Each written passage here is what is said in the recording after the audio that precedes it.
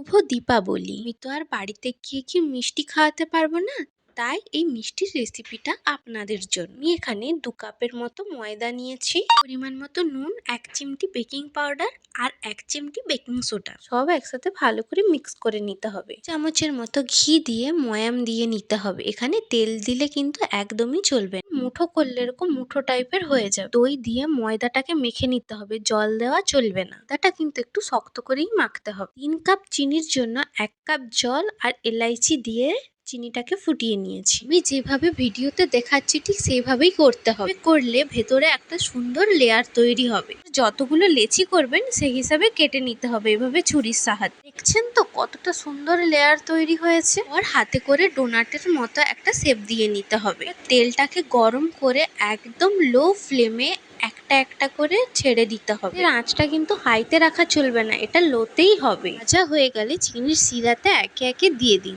হলে বানাচ্ছেন তো